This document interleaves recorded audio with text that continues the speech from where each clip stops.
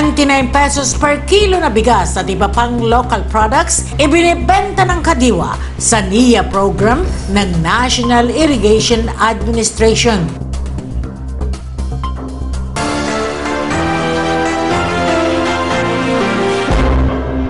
Umaabot na lamang sa 29 pesos hanggang 35 pesos ang kada kilo ng bigas na maaaring mabili ng publiko sa Kadiwa sa NIA program ng National Irrigation Administration sa Riyong Bicol. Sa panayam ng CNTV, sinabi ni Nick Biraero, Public Relation Officer ng NIA Regional Office 5, na sa ilalim ng kanilang programa ay ibinibenta sa halagang 35 pesos kada kilo ang wheel milled rice, kung saan maaari itong mabili sa mas mababang halaga na 29 pesos kada kilo ng mga person with disabilities o PWD, senior citizens at mga 4-piece members. Itong 29 pesos po is being offered doon sa ating mga PWD, solo parent, senior citizens, and 4-piece members.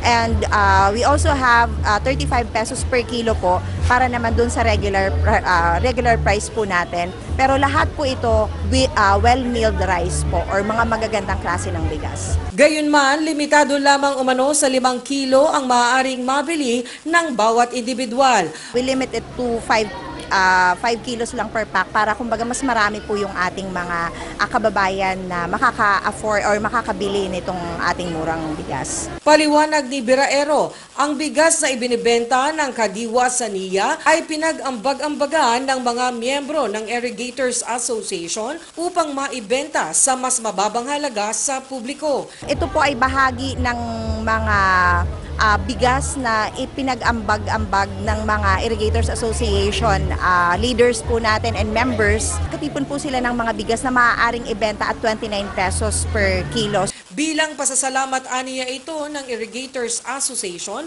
na sa kabila ng epekto ng El Nino at sama ng panahon ay nagiging masagana pa rin ang kanilang ani. Ito po ay bahagi din ng pasasalamat ng ating mga IAs doon sa magandang naging ani po nila despite the El Nino, yung mga sama ng panahon, pero dahil na din po naging masagana yung kanilang ani, this is their way of giving back to the people.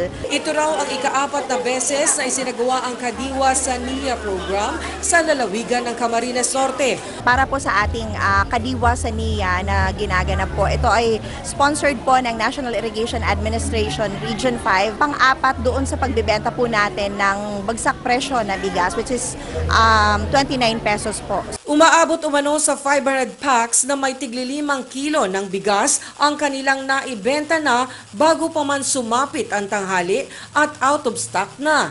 Umaasa ang opisyal na magiging matagumpay muli ang kanilang contract farming sa mga susunod na buwan upang makapagbenta muli ang Kadiwa sa NIA sa lalawigan ng Camarines Norte. Pag naging successful po yung ating contract farming sa mga susunod pong buwan, ay makakapagbenta po tayo ng tuloy-tuloy ng 29 pesos per kilo na bigas. Paliwanag dito, hindi lamang sa bigas ang ibinibentang produkto ng Kadiwa dahil may mga pagkakataong mayroon din silang locally produced products. Hindi lang po yung bigas talaga yung binibenta natin. We also have yung mga local produce po. Ito po, ang kagandahan po nito ma'am, galing din po ito sa ating mga Irrigators Association. Ito po yung mga produkto din nila na kumbaga para magkaroon sila ng mas malawak na market kung saan nila maaaring ibenta yung kanilang mga produkto. Nagpasalamat naman ang mga nakabili ng murang bigas sa programang ito ng NIA dahil malaking tulong daw ito upang makatipid sa kanilang mga budget. Bilang pasasalamat sa NIA, permiyaon sa muya man nagtato, sa kapasalamat din nimi sa gabos sa mga tao na nangangaipuhan. Maraming salamat po sa Kadiwa. Malaking tulong po ito sa aming mahihirap. Salamat po, ang ganda ng bigas. Sa ilalim ng Kadiwa sa NIA program, sari-saring produkto ang mabibili sa murang halaga sa iba't ibang rehiyon at sa lalawigan sa buong bansa.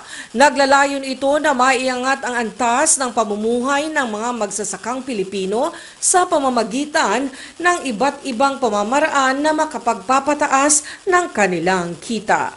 Para sa CNTV News, Mutia Montenegro.